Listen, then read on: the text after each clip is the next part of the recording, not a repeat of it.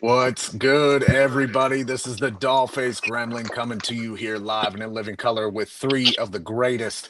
I've got two of Baltimore fans' finest. The big old bags keeping it strong, and we got Tinez keeping it strong for the Baltimore Ravens. And of course, my main man, who I'm going to dish it off to first. He's the big coach in charge. Coach Common, how you doing, my good man? What's going on? What's going on, everybody? What's going on, everybody? This is the pre-game to the Ravens Pittsburgh Steelers rivalry weekend matchup.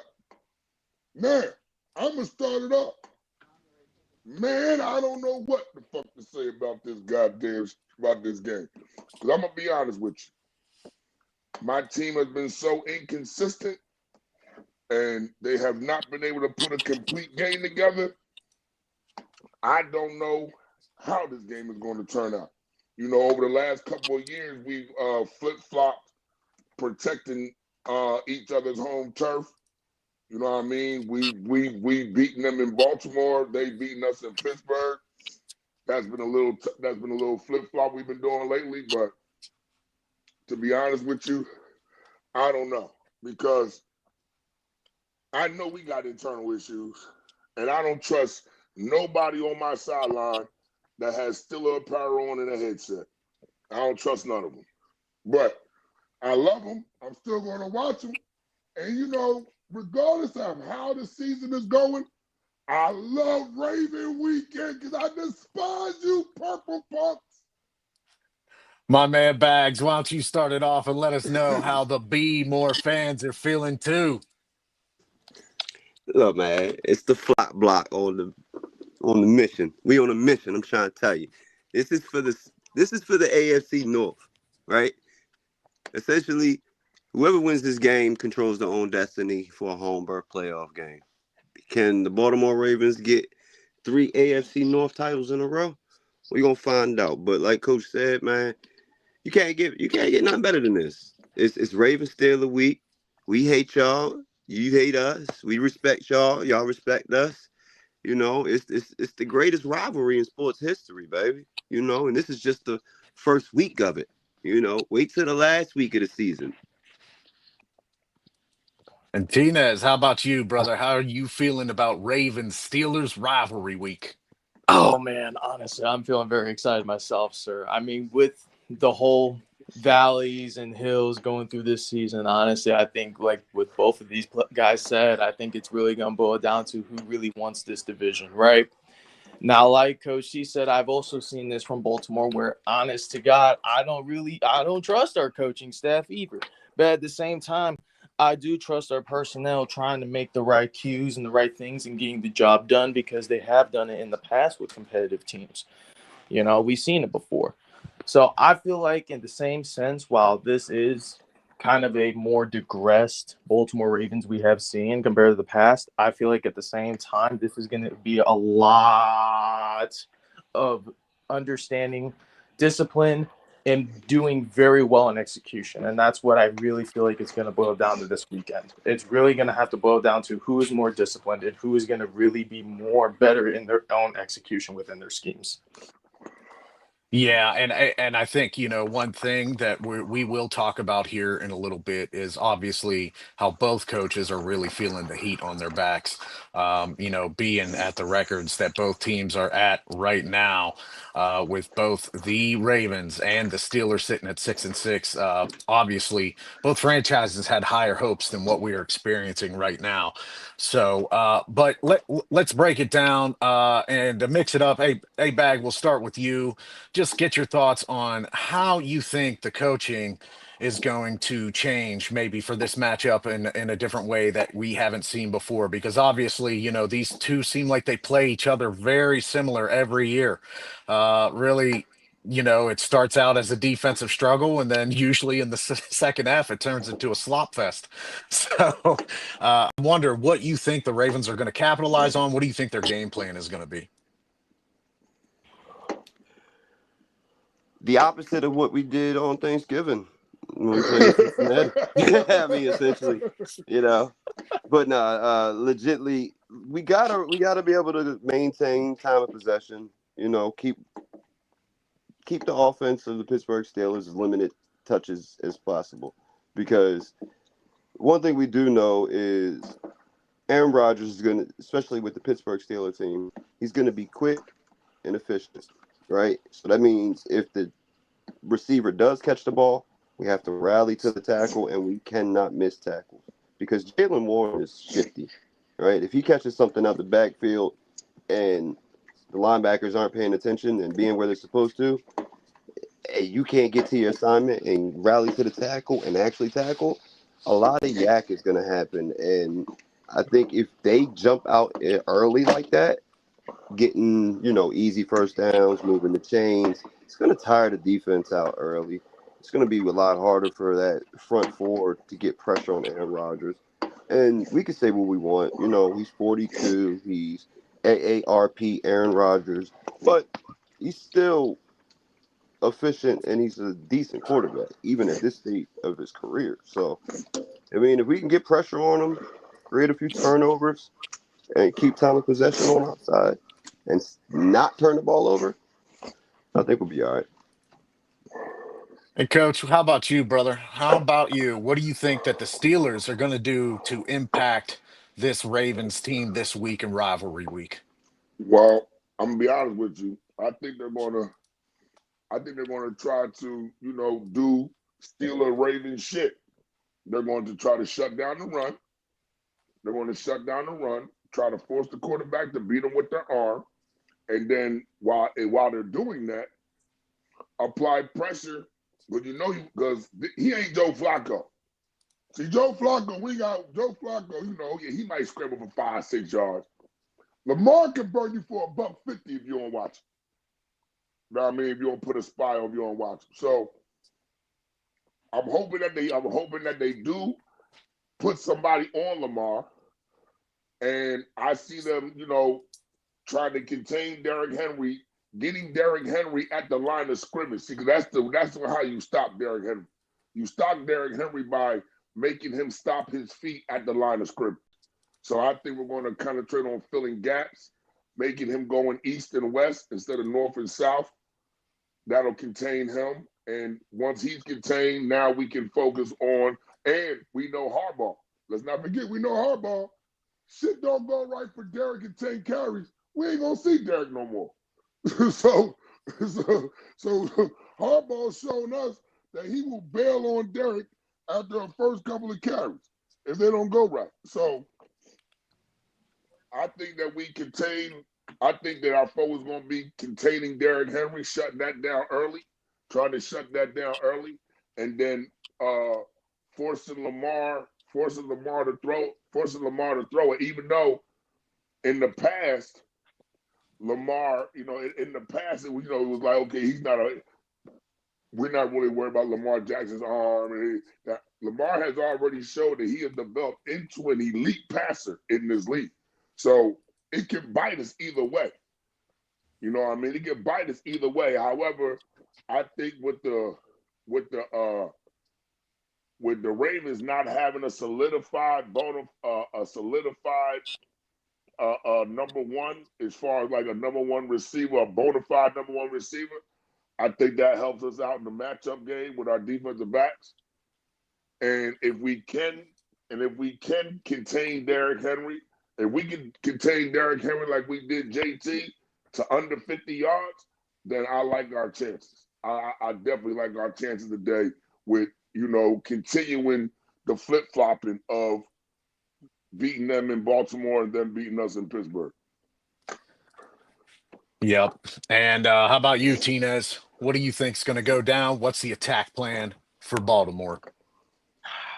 I mean, honestly, when it comes down to this game, I feel like one of the biggest things that's going to be the attack plan is honestly really having a key focus on the run, but also utilizing a lot more with RPOs unlike we haven't done in the past. I feel like when it comes to this game, I feel like we're going to have to space the field a lot more because you're going to see Steelers probably wanting to play a lot, considering how bad our game has been this year. I'm not going to lie. This is probably one of the worst years I think I have seen Baltimore when it's utilizing the run offense.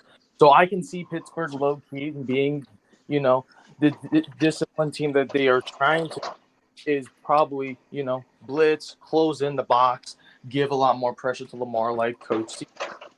But I feel like the it'd be harder for them to actually space the field, give Lamar much more of that free will to use his RPOs, use his legs, and maybe even create more option plays. Do I feel like that will happen? I don't know. But at the same time, when it comes in the cases for the Steelers offense, however, I do feel like we need to utilize a lot more with blitzes. I feel like when it came down to our defense, I feel like this is going to be much more of a defensive game myself. I don't really feel like it's going to be an offensive game. I feel like it's really going to go down to who can put more pressure on whose quarterback. Because right now, both defenses really honestly haven't been doing good this year. And I feel like this is going to be the year where it's like, hey, who is going to control this division? Who's going to control whose team? So when it comes to that, I also feel like at the same time, we too, as a defense, need to pressure a lot on Aaron Rodgers and a lot on their run game.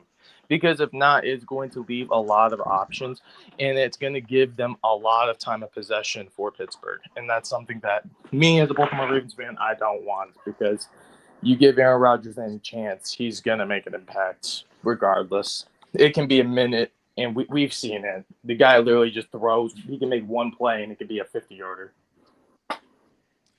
Yeah, for me, I think what it boils down to is the Steelers doing what they do best against Lamar Jackson, and it's forcing him to make turnovers.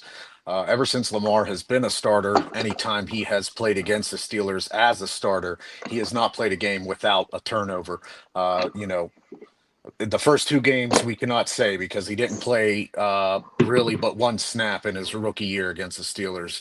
And it was a one pass for 12 yards. But if you look at every game after that, there's at least one interception involved, minimum. So the Steelers have to focus on that. Like Coach said, forcing Lamar to make mistakes. Now, last year, we split. Both the Steelers and Ravens, they split. Year before that, um, looks like a couple losses went down for one team. This is one of those rivalries where this year it feels different. This year, I'm not sure if you guys can agree with me on this, but I think due to the personnel that are even on the Steelers and mostly the Steelers, but the Ravens, this game feels different. And I don't know why it feels that way, but what do you guys think? What feels different about this matchup compared to matchups in the past? Let's start with you, Coach. I'm gonna tell you what feels different. What feels different is the way both teams are playing. They're not playing above their potential how they usually are playing. That part. That's what feels so different because now their team is playing above their potential. Both teams, especially in the North, even if we're losing, we're still playing good football, right? Even in a loss, Yeah. we're playing good football. We're just that day that team was better than us. Neither team has been playing good football. Neither team can put together a complete game on offense and defense. Both teams are suffering to where as though offense is working, defense look like shit. Defense is working, offense look like shit. Nobody can put an offense and defensive game together at the same time. And that is something that, as Ravens and Steelers fans, we are not used to seeing. We are not used to seeing complete games by our teams. So, with that being said, that's why this game feels different because of the inconsistencies. We don't know what we're going to get. Usually, we know what we're going to get, right? Listen, we know we're going to get hard hits. Okay. We know we're going to get some, ooh, my baby type reactions, right? We know we're going to get them. But after that, what do we know? After that's a mystery. And usually it's not a mystery when it comes to this type of game. Usually we know, oh, Ben's going to extend the play. He's going to this. Oh, Flacco's going to this. Oh, Ed Reed's going to make it. Like, we know things that are going to happen. I think that this game we are in complete limbo because our teams are not playing complete football. What you think, Bag?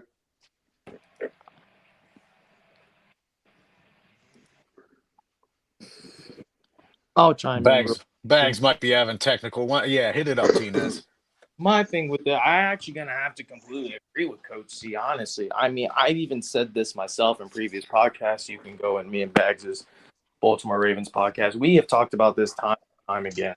When it came down to the run game, when it came to the defense, both of these schemes for both offense and defense have been completely piss poor. And I can also say that the same for Pittsburgh, surprisingly enough. And even in some degrees, they were slightly worse than us, which once again very much shocks me. But that's besides the point. The point of the matter is both of these teams are not playing like they are supposed to, especially Baltimore, honestly, because normally when it came to Baltimore's offense, we're normally really good when it's come to our run game. Normally we're top 5, top 10 in the league. We're not even probably near, I don't even think we're near top, we're maybe top 15 at best. At best right now. And I'm only saying that because of the slight improvements we've had because of the additions we have brought back, because of the so much backlash of injuries. But at the same time and token, I can't really make that as an excuse because right now we're already heading towards the end of the season. We have still Pittsburgh and then Cincinnati after. I mean, at this point, it's like we got to solidify. One team's got to solidify the division. Somebody's got to solidify this division, whether that is Pittsburgh or whether that is Baltimore. And these next couple of weeks, from now till the end of this season, till we face you guys again, is really going to determine who really wants him more. That's really what's going to boil down to. Because at this point, we're both looking at it where it's the same record. Both of our coaches are really on hot seat because of the way their schemes have been and also the assets they have had lacking in. Because we've all expected the assets that we've had from both teams to actually improve stellar, especially from you guys. Because I know you guys have very much utilized a lot of additions, even though they weren't the greatest, but they were enough for you guys to say, hey, we can probably get 10 plus wins. None of that happened. That's all I got to say from there. Yeah, it is a stunning year that we are in where uh, Pittsburgh and Baltimore football is not really the toughest as we remember it. I'm just going to say it as blatant as possible. We are not the two toughest teams in the league. We haven't been for quite a while. Whether that's due to these two coaches, I'll never know. I blame my coach, and of course, Coach Common will agree with me on that. With Harbaugh, without being in Baltimore and having such a close feel around that city like I do with Pittsburgh, you get the kind of you don't feel that right away as an opposing fan, but when you start talking to some More fans, you start hearing the same comments. Not as tough as they used to be. Head coaching really causing problems for this team. These two football teams, which since Baltimore has been in the league, it's almost like these two teams mirror image each other. They have very good defenses. They are used to be thought as hard-working, tough teams to play, filled with gritty personnel. Now you're looking at two teams that were predicted to go a certain way, and it seems like the last 5 years underachieved. The Ravens, I can say, have had more success. They've at least been able to pressure to go to the Super Bowl and do things. Steelers, obviously, like Coach and I have talked about, no playoff wins in the last 8 to 10 years. But, it also is weird that we have to still, both of our teams, look behind our shoulders at the Bengals. The Bengals are still trying to nip at our heels, and though it's going to be very, very tough for them to come up and win this division, that is still a small possibility. Coach, what is going to go down with the Bengals coming up behind the tails of the Ravens and Steelers? I personally don't think they're going to be able to make it, but they are doing what they can now that they got their captain back at the wheel on offense. Don't get me wrong. The Bengals are going to fight because of the personnel that's on the field. Joe Burrow is a baller, right? He's going to play ball. He's going to come out there. He's going to give you a perfect effort in trying to win games and trying to elevate his team. But we're not about to sit here and mind fuck ourselves, okay? They need way too much to happen. They need way too much to happen. I'm not looking over my shoulder at Cincinnati, to be honest, because we already played them twice. And we control our own destiny. All we got to do is win. I ain't got to worry about Cincinnati if I win. If the Steelers win, who gives a fuck about who cares what Cincinnati's doing behind us? We already played them twice. We just have to win. They already have 8 losses. We only have 6. So all we have to do is win. We control our own destiny. And see, that's the beautiful thing about this game tomorrow and just about this race to the AFC North finish line this season.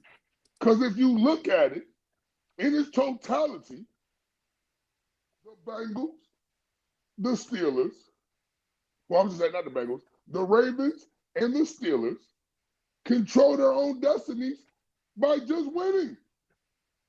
They don't need nobody to lose. I don't need this guy over here not to have a good week of practice. None of that. I need to focus. Both teams just need to focus on what they need to do. Period. I mean, don't get me wrong. Like I said, mathematically, yes, Cincinnati is still in the race. Reality-wise, they would need both of. They would have to win out, right? They would have to win out, which would mean beating Baltimore again. Okay, because they see Baltimore again. They would have to win out. Also, we would have to lose 3 of our next 5. They would have to win out. Baltimore would have to lose 3 of their next 5. I don't see both teams with losing 3 of their next 5 and Cincinnati sliding up there to win the division. Am I saying it is not possible? Absolutely not. We know now in football, any goddamn thing is possible. Do I think they're going to do it? No, I do not. I don't think that Baltimore is going. I don't think that Cincinnati is going to win their last 5 games. I don't think they're going to win their last 5 games, and I don't think we're going to fall. We're going to drop 3 of our last 5. Nor do I think Baltimore is going to drop 3 of their last 5. Because I'm going to be honest with you. I only see both of us losing 1 more game. And that's to each other. Those are the games I see us losing. It's to each other. Those are the only games I see us losing right now. Except for I do got concerns about Detroit, but that's another story. But yeah, us controlling our own destinies, how we have it right now. Yeah, I don't see Baltimore. I don't see Cincinnati making any real threat to us, being any real threat, especially since we've already played them twice. Yeah, and this really right now, this definitely feels like a loser leaves town match, right? Between both these teams. It definitely feels like whoever comes out on top in this is really going to be taking the lead in the AFC North. Bag or Tinez, Bag, if you're available, let us know, good sir. I know you were having some technical difficulties there. But what's your thoughts, Tinez, on how this is going to shape up? Is this the loser leaves town match, and should anybody be worried about Cincinnati? I'm gonna be honest. I really don't think anybody should be worried about Cincinnati. Honestly, right now, I think when it comes to Baltimore as a whole, yes, last game we did lose to Cincinnati, but I'm kind of really eyed more on Pittsburgh and the teams outside of that. Teams like the Patriots and the Green Bay Packers right now that we also have to face after these 2 divisional games. Because if you know, next week we also have Cincinnati. But I'm not really too worried about that because of the fact that let's say if we do beat one of those 2 teams, right? This is at the end of the day still going to have to boil down to Pittsburgh because we faced Pittsburgh in the last game of the regular season. So, of course, I'm going to much more value me being worried about Pittsburgh than honestly being worried about Cincinnati going up. Because even if Cincinnati does come up, they're still going to have to worry about teams like Pittsburgh and teams like Baltimore. So that's kind of my whole thing. I honestly, I don't really see Cincinnati really getting up in the standings. I do feel like they will improve as far as their scheme of things, yes, because now they actually have their quarterback back. I think they will make a battle, but I don't feel like it's something to say where it's like, oh my gosh, we got to walk on eggshells. I personally don't think that's the case here. You know, I maybe, I guess. I mean, if I were in your shoes and I took the walloping that I took last week against Cincinnati, I might be a little concerned.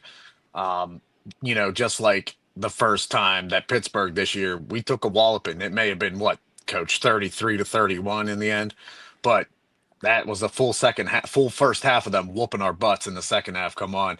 But I agree with you both. Cincinnati's not something either of these teams should be looking behind at. Now, something, by the way, Bag said he is having some technical difficulties. He is going to be right back as soon as possible.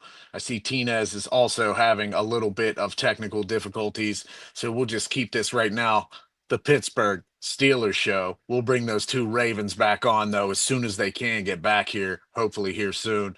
Uh, Coach, I know that you and I talked last week, and none of what we had hoped came to fruition, especially with Buffalo just running that same running play how many times, and Cook getting those yards every single time. And there's our boy Tina's back. Welcome back. My bad, boss. No problem at all, buddy. So both teams have faced a little bit of problems with the rush. However, the Ravens are the number 4 rushing team in the league as of right now, as of today. That surprised Um, me. yeah, I didn't realize that until I started checking the stats earlier today. That yes, the Ravens, they still have the 4th rushing offense, whereas the Steelers have the 28th rushing offense. The passing offense, of course, the Ravens are kind of in the mucky middle, whereas we know actually the Ravens are worse than the Steelers, which surprised me right now. They're ranked 24th, and the Steelers are 28th, and the Steelers are ranked 24th. So both teams really struggling with the pass this year. Coach, we see a lot of check down material from Aaron Rodgers this year, and this is going to be a game with two hurt QBs. Two hurt QBs that are both suffering some lingering injuries. Aaron Rodgers, most notably, with his wrist. Um, how do you think this Aaron Rodgers still having to nurse that wrist of his is going to either help or hurt the Steelers this week? Well, like I always say, it hurts us in one way is because he's going to be in the shotgun all game, right? And when you're in the shotgun all game, the ball is never out of the linebacker's view, out of the linebacker's sight. So therefore, play action is probably going to be fucking non-existent, right? So that takes away one one facet of our game. All right, you're not going to have what's my man's name in Baltimore Smith, Roquan. Yes, Roquan Smith, sir, is the linebacker. Roquan Smith. Yeah, I don't see Roquan biting on any play actions when the ball's going to be in his view the whole time because of shotgun. Right, the ball's never going to be out of his sight. The ball will always be in his sight because Aaron's got to stay in shotgun because he can't be underneath center because of the broken wrist. It's going to be too much pressure to that ball, on the snap, from the snap. So that's going to hinder us, I think. But I will be honest though. Listen, if we use the middle of the field, because Baltimore has shown signs of having trouble with coverage of running backs and tight ends, just like we have. It's like we're mirroring. It's like we're playing ourselves. Like you said earlier, it's like we're playing ourselves. They have two very capable tight ends and we've been having trouble covering running backs and tight ends underneath and across the middle, right?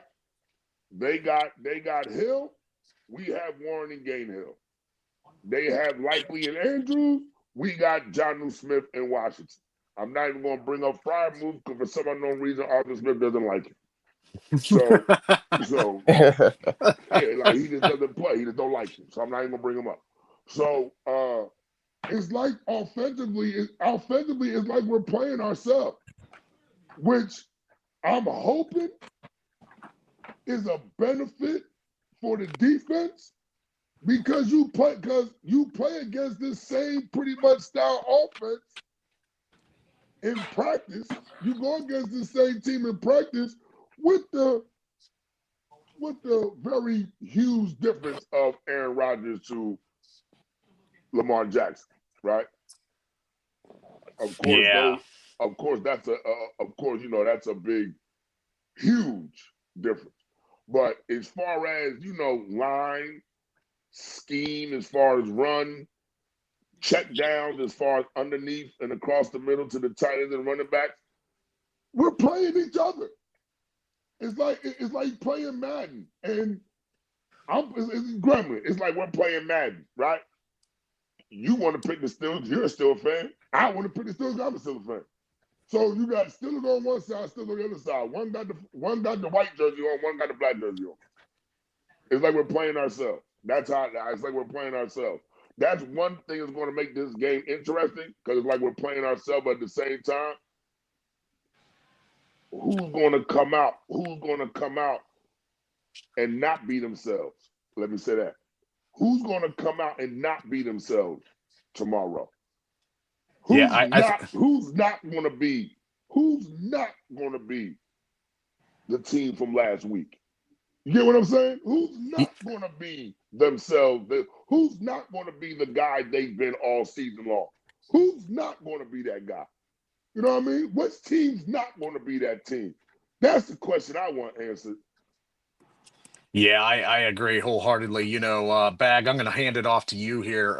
You and I were talking off show, being that both quarterbacks are suffering from some injuries here. And of course, Bag, you and I both said we can tell that Lamar has been hurting lately. His deep ball has suffered. His running hasn't looked quite the same. What do you think they're going to be able to do to alleviate some of that stress from him and maybe make his current injuries that he's suffering on not so bad in this game against the Steelers, Bag? I mean, it goes into, part of what I said earlier, run the ball, control time of possession, not contribute to turnovers, but create turnovers for Pittsburgh. As long as we don't have to rely, I mean, I trust Lamar passing the ball, but the problem becomes, is like you said, between having the injuries with his ankle, the hamstring, and, lineman stepping on his fucking feet, excuse my language, for the second time this season. It just, like you said, it doesn't look the same. Like you said, he's overthrown. He can't get the touch on the ball when he's passing it downfield like he normally does. Because the offensive line has deteriorated so much within an off season, because John Harbaugh refuses, I don't know why, but he refuses to pull Falele. And he is literally a cancer to the offensive line, because once he misses his assignment, you got Linderbaum and Rosengarten trying to play help defense and pick up his slack on the offensive line. It's going to be an ugly game, but like Coach said, we're going to find out who's going to be a different team from the week before, because, Gremlin, you said it best. Cincinnati is in the hunt. I hate to say it, and it's our doing. We could have put the nail in the coffin for them on Thanksgiving, but we failed to do what we needed to do on a primetime game against Joe Burrow at NMP. So we have another chance to, maintain our own destiny and win this division. Yeah, those are great points. I mean, Lamar hasn't looked the same. I know he's still suffering that injury. like Bag said, you can tell with the touch on the deep ball. You can tell with some of his runs. I'm sure the Steelers are going to key in on Lamar if they can, just like the Ravens are going to key in on Aaron Rodgers, hopefully as well for you guys. What are going to be some of the ways? Because one thing I think you guys, your Zay Flowers, I just can't believe how little use he gets in this offense in the past few weeks. Tinez, can you shed any light on what the problem with Zay Flowers is in this offense right now? I mean, honestly, I would even say it's a problem with Zay Flowers. This is something that me and Beck have touched on a lot on. And honestly, I don't blame the receivers. I don't even blame really many of the skill positions. I blame our offensive line. I feel like our offensive line, when it came to making Lamar a liability, has very much shown all year round. I mean, with the guy getting, I mean, how many sacks did he deal with in Cleveland and also Cincinnati? I mean, Jesus Christ. The guy was literally getting lighted up week in, week out, game in, game out. Like, I've never seen our offensive line this poor in I don't know how many years. I'm going to be honest with you. This is probably, hands down, one of the worst offensive lines I've seen all throughout seeing Baltimore in the past 22 years of my life. I'm saying it like how it is. And I'm sorry. They're not really good in the pass pro. I feel like they've improved on the run, considering the fact that we have Patrick Ricard back and Isaiah Likely. But that can really only help so much when you're still having to utilize 12 and 13 personnel. Because then when you try to open up and space out to that 10, 11 personnel, it makes things a little bit difficult because you don't have those blockers. So now that you have to overcompensate with your offensive line, then when it comes to those passing schemes, we fucking fail. Because then when it comes to the pass pro, we have always at least 1 to 2 offensive linemen, and it's usually our tackles and guards, especially on the right side, that just for some odd reason, they take 2 steps, let go of the guy, and Lamar just makes the most inaccurate throw of its life. And it's because we're allowing these things to get into a low cage. If I allow a quarterback to get into the low cage while he's trying to press upfield, what is that quarterback going to do? He's going to step up and try to roll out. But I can't make an accurate throw if I'm going to be rolling out and then trying to make a read. These are things that the quarterback has to assemble and establish in a span of like 5 seconds. Not many people understand. When you have to deal with an offensive line that went from being probably, last year we were like, what, top 10, top 15? We're ranked 22 now, folks. 22. Yes, our run statistics are great and have improved, but I partly feel like that was the competition we have faced between dealing with Chicago, Miami, those kind of underling teams. Because honestly, I don't think Chicago really had their birthmark till after they faced us. That's just my personal opinion. I feel like they've improved after they faced us, and then from there, they became the team that they are now. But besides that, I feel like where it kind of boils down to is this. I feel like our foundation needs to do a lot better in their priorities. I feel like a lot of our foundation right now, especially with guys like Ronnie Stanley, Rosenberger, who is our right tackle, these guys aren't really doing well when it comes to staying disciplined and really protecting our quarterback from the blind side. I mean, we see it. We see it day in and day out when we try to open space for Lamar. We try to give him that space. We're utilizing options, utilizing play actions. Whenever we do those plays, if you notice, it normally does not end well. And if it does end well, it's normally because Lamar has to make nothing out of something. Or something, nothing. You get what I'm saying. Yeah, no, we get what you're saying completely. And, we're going to take a little pause for the cause at this time. We're going to go ahead and just shout out what we got going on for Not Move Podcast. If you've been paying attention, watching the show here, thank you everyone for paying attention. We appreciate your support. We've got little things that you can go to our link for whatever you're watching this on. Please go click on that link and it'll take you to some good things. We've got up in the corner, you see the QR codes. We got it for MyBookie, MLB shop, NFL shop. We got our own media store. We got stuff with Walmart.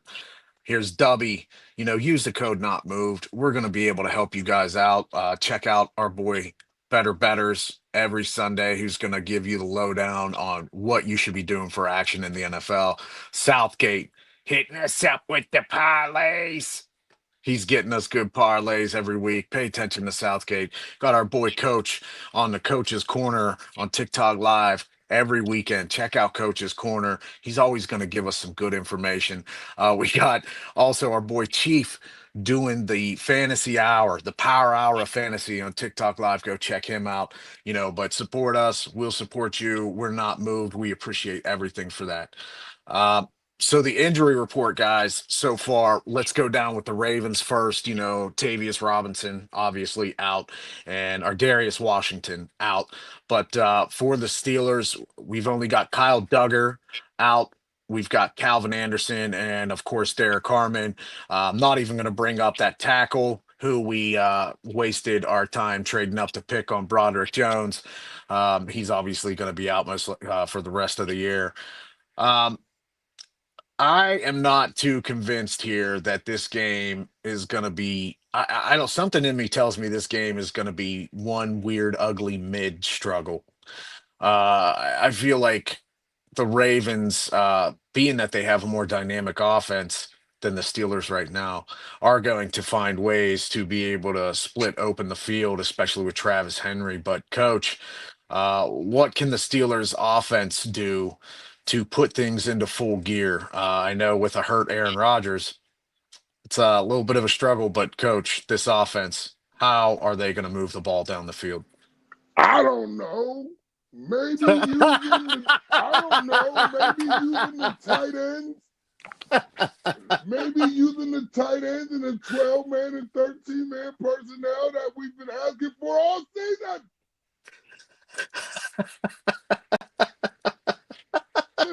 Listen. Washington is a mismatch, man. My thing is how Gronk used to use, how Brady used to use Gronk because he was a mismatch. How Mahomes used Kelsey because he was a mismatch. How Breeze used to use Graham because he was a mismatch. When you have a mismatch, dog, this is still football. You take advantage of the little guy. You still take advantage of the little guy. And if I see Washington one more time go in motion like he's going to block and then roll out the opposite way and be one-on-one with a goddamn free safety and they do not pass him the ball, I'm driving to Baltimore and I'm snatching whistles. I'm driving to Baltimore and I'm snatching whistles. I'm snatching whistles and I'm snatching headsets. Well, Coach C, I'm going to be right there with you, my friend, because I might have to be in that passenger shotgun and just, also grab the whistles too. We both might have to play referee at this fucking point. I was going to say, this is the first time in the North Division where every coach is on the hot seat. Every single coach this year, no matter what team, all four teams, all of them are on the hot seat. Yeah, absolutely. And I wonder to rebuttal something Tinez said, because he was talking about his offensive line. And I wish Bags was here. He's having technical difficulty because me and Bags had touched on this this year, is that offensive line has been horrendous. It's just that because of Lamar Jackson being able to move how he does, he has been able to cover up or /hide the inconsistencies and the flaws of that line. Being as though as that, myself, still feel as though that hamstring and that ankle is still hindering him from being as explosive as he usually is. That is bringing out all that is now he's no longer able to cover up the offensive line's flaws. He's no longer able to do that. And then because he's not able to move like he is, defenses are playing him differently. And by defenses playing him differently, so now you got different defensive line schemes, which are also exploiting the offensive line's flaws. I think that's a huge key. But as far as us scoring, I'm gonna be honest with you. Matchup problems with Gainwell underneath. I think who's number 44? What's the last name? At Humphreys. Give me a Yeah, second here. I that's believe Mar. you're right. Yeah, it's Marlon Humphrey. Yeah, Humphreys. I think they'll have Humphreys on DK. I'm not huge. Listen, you're never going to hear about me writing home to mom about DK, but I do think that that's a mismatch, right? I do think that that is a mismatch. And and Bags, you back? Yeah, Bags, go. Yeah, I was just talking about how me and you had talked before about the limitations of and not being able, the explosiveness that Lamar's not being able to produce this year. I mean, we had that conversation about how the offensive line has been to have problems, but because of Lamar Jackson's mobility, he was able to hide those flaws. And now, because his mobility has been limited, he's exposing them flaws. No, that's 100% facts. Because like on the off season when we did have these conversations, I kept telling everybody, like, yes, statistically, we rank top 10 in offensive line when it comes to passing and running. But that was a lot of heavy lifting due to the running game. But to your point, the pass uh, blocking was always horrible, right?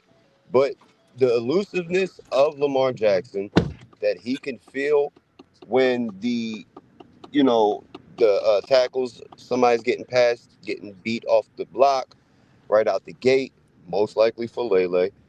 And he can just have like his spidey senses start tingling and he just jumps out the window with no parachute and he makes these amazing, you know, extended plays like we seen last year in the Cincinnati game in Cincinnati when he hit Isaiah Likely, you know, jumping out of bounds, which was dope as hell. Also, on Christmas, when he juked the shit out of Will Anderson for like 5 seconds and threw it to, again, Isaiah Likely. So you're 100% correct. The offensive line has been deteriorating since, Marshall Yonder retired in 2019. Zeitler left. Morgan Moses left. I can't remember the center's name. I'm having a brain fart right now. But yeah, it's definitely been deteriorating. And these guys that Eric DaCosta drafted to replace him, he's drafting guys and playing them out of position. Like coach, because you're an offense, you're a lineman coach, period, defense and offense. Yeah, going from right tackle to left tackle is the easier transition, right? Because it's the same placement but just reversed. So you just got to get your footing and get your timing right. But when you go from tackle to guard, it's a whole different job. Description. You have to literally you got to give the signs Yeah, to when completely different. to hike the Completely different. ball. You got placements. You got different gap alignments that you got to fill, especially when when you're on the zone and you're moving counter and weak side zones and shit. And I'm It's gonna just tell you, and look, I mean to cut you off, but one of the biggest things about moving from tackle to guard, one of the biggest things are when you move on the tackle position, you don't deal with a whole bunch of stunts and twists. You deal with them, but nowhere near the much as you do as an interior guard or center.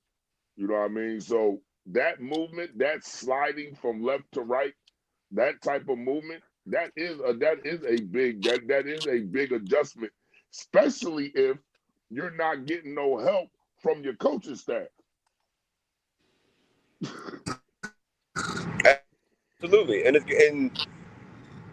you can deal with a tackle getting beat every now and then because that's the long way, right? They got to come from the outside, come all the way around. It gives the quarterback a chance to get out of the pocket. But when your guard is giving up, inside position on the A gap, that's as soon as he gets beat, he's right in Lamar's face. What everybody calls Tom Brady. That was his weakness, right? If you get pressure up the middle, same with Pat Mahomes. It's any quarterback. If you get interior pressure and you can disrupt the center or the guards, and you can get into that A gap and get skinny, as soon as the ball's hiked, you got an advantage. And that is why Myles Garrett is going to break the sack record this year. Yeah, Miles Garrett not so far off, and I mean, I don't know if you folks have been paying attention like I have, but number 28, he keeps writing on his bandages there, on his wrist tape. So, and his gloves. We'll see if old Miles gets it. But old number 28, he's looking for 28 sacks this year. Just good for Miles, good for him. I have no problem even as a Steelers fan, completely saying he is better than T.J. Watt. Um, Tinez, what's going to be some of your thoughts here on your defense as we're gonna go around one last time here, give some of our thoughts. But Tinez, I want to hear what you think about what the defense is going to do for Baltimore this Sunday. I mean, it's like I said earlier. I think honestly, when it comes to our defense, it's going to be utilizing a lot more pressure. We're definitely going to have to keep up with the 5-6 man pressures. I very much like how we have utilized that this year, especially now that Zach Gore is finally getting out of his ass and being like, hey, let's allow Roquan Smith to finally blitz an A gap or B gap finally, for the grace of the Lord, after 12 weeks of actually yelling at my computer for the past couple of hours ends. But it's kind of evident to say, yeah, I feel like right now this is going to really have to boil down to, like I said earlier, just overall pressure on one quarterback to another, because it's like what you guys all said. Both these quarterbacks are very much injured. We both know that. They're battling with injuries. They are trying to really go through the adversity of the scheme of things. But at the same time, I also can say right now that this can be a very big advantage for either defense to really make stops. I mean, I've seen good things out of even some of the young guys like Malachi Starks, Mike Green, where both of these guys are creating beautiful havoc. I mean, right now, Mike Green, he's already got almost 20 plus solo tackles by himself out of like 33 total. And he's already got like 2.5 sacks. Like that type of quality for me as a rookie. Even you being a rookie, you were a second, third. He was like what, second, third round pick. That isn't bad to me. You are creating plays and making things out of your own craft, and is now actually getting off blocks. Like I'm actually seeing him make moves, face a quality offensive tackles. So it is safe to say where this is going to be a defensive game for both T.J. Watt, Jalen Ramsey, but it's also going to be in the same aspects for guys like Malachi Starks, Mike Green, Roquan Smith, and even Kyle Hamilton. I feel like he's going to have a lot of fun in the edge this week, honestly, especially with now that they're actually utilizing a lot of those blitz schemes for him. I feel like it's just going to open up more plays and much more turnovers from both sides of the field, honestly. So I'm honestly very much excited for this, guys. I honestly think this is going to be much more of a defensive game than a lot of other people think, considering that both of these quarterbacks have to go through a lot of adversity. But it doesn't mean that one of them is going to let up. Yeah, and you know, I'm really interested to see how, now that the Steelers' increased use of Kenneth Gainwell and more dynamic plays has been happening all year, what they're going to do with Jalen Warren this week, because obviously he's going to be a big focus, especially on the run. Ravens are definitely going to be focusing in on him. So I'm interested to see what the Gainwell option is going to look like. And guys, let's finish it off with some final thoughts. You're the only two Raven fans that I really mess with because, well, let's just face it, we're bitter enemies till the very end. But you guys seem to be two good people, even with all that purple and black attire you got on. But I think let's start with you, Tinez. Final thoughts on this game. Go ahead, my man. Hit us with your final thoughts. Honestly, my final thoughts is just going to be just kind of just a final conclusion of, at the end of the day, win or lose, this is going to be this game and the last week's game is going to be one of the biggest games for the AFC North, and it's going to be of what it solidifies on who is going to make the playoffs or wild card and who's actually going to make it and who's not. But it does also excite for me because at the same time, it also shows me who is really going to improve in whose scheme. And what I mean by that is, are we going to see Baltimore's defensive scheme improve? Are we going to see Aaron Rodgers actually capitalize and actually be a leader this week going into a team like the Baltimore Ravens facing up? Are we going to see Lamar do that same thing, even with some of the, backlash and mental things that he has also been dealing with on and off the field when it came to both the front office and this team alone? But in the end, hey, we're here, boys. It's a beautiful week of football, man. Damn right it is. Bag, what you got for us, man? Take us home, Bag. Before we hand it off to the best coach in the business, take us home, Bag. Oh, absolutely, absolutely. Coach is the best coach on TikTok and any platform out there for sure. But yeah, like I said from the jump, it's Ravens and Steelers week, best rivalry in sports history. So I'm definitely looking forward to it. I want to see the defensive scheme that Zach Orr has implemented in the last 7 weeks. I don't know if anybody's noticed it, but he's been playing a 3-safety technique, which is actually really good because with having Gilman, after the trade with Gilman from the Chargers and Oweh, he's been able to play this lineup. It's been Malik Starks, Gilman, and Kyle Hamilton on the field at the same time. And the beautiful thing about that is he can sub in and out of packages without having to sub, players, right? And that is very, very good for a great advantage sequence because rotation and players on the field gives the defense coordinator or offensive coordinator a little heads up of kind of what, base package you're going to be in. But if you don't have to sub out, then it leaves, Mike Tomlin and the defense.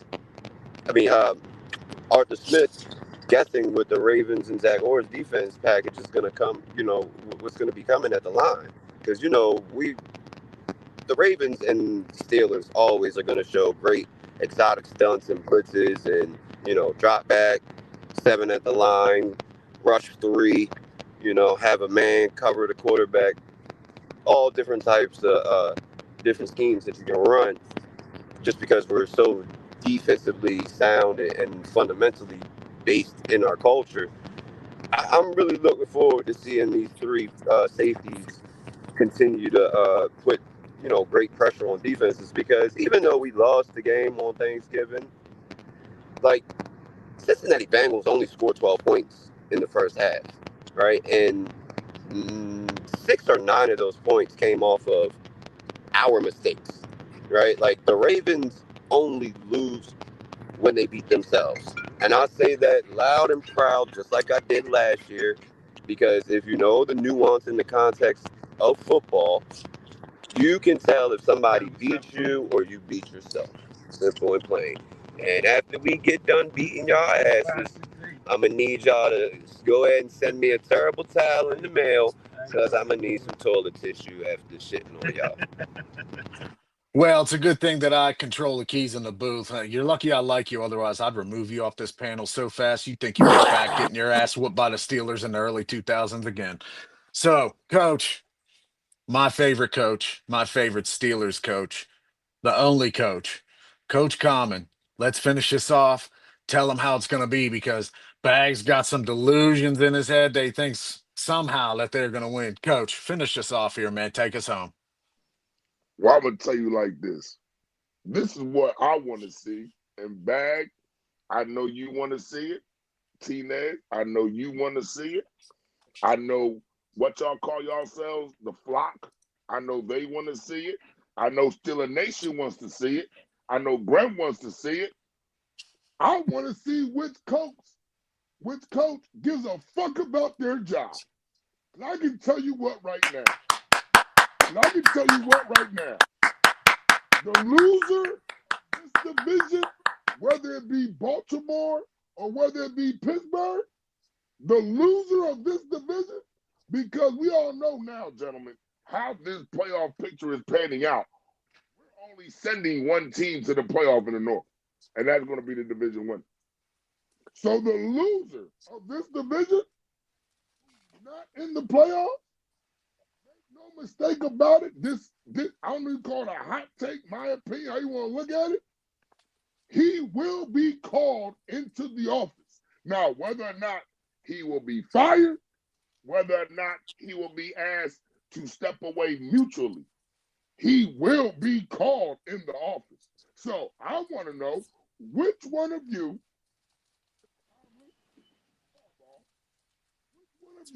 had no plans on returning last year and just said and was just and this was going to be your last year anyway? Or which one of you actually wants to actually try to keep your job, be an efficient head coach, and get a complete team game out of your fucking team? I want to see which one is going to do it. All right, now, Harbaugh, he sees the memes, right? He's seen the memes, probably some interviews, you know what I mean? But Tomlin heard it firsthand from 50,000 people last week. Fire Tomlin. Okay? So he knows now how Steeler Nation. See, first you had a couple of here and there. Now you hear Steeler Nation. This is at Heinz Field. This wasn't at no away game. This was at Heinz Field, where the black and yellow roam. Screaming yellow. They were screaming, fire Tommy. So I want to see which coach wants to keep their job. Because, baby, listen up. This is Steelers Raven week, rivalry week. We all know there's only 3 games of the season. You got the Steelers Raven in Baltimore, you got the Steelers and Raven in Pittsburgh, and then you got the Super Bowl. So everybody, I need you to strap up and wrap up what you don't want broke up. It's football, baby! Hoorah! All right, thank you guys. Bag, Tinez, good luck to you, and Coach, we'll see you on Sunday. Yes, sir. Hey! Welcome to the Hell bank, yeah. flock blocking. Yeah, gang, gang.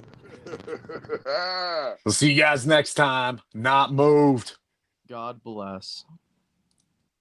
Oh, Tina. This non-casual podcast may not be reproduced, retransmitted, or reused without the authorized written consent of the Not Moved Podcast Network. Thank you, and we hope you enjoyed today's broadcast.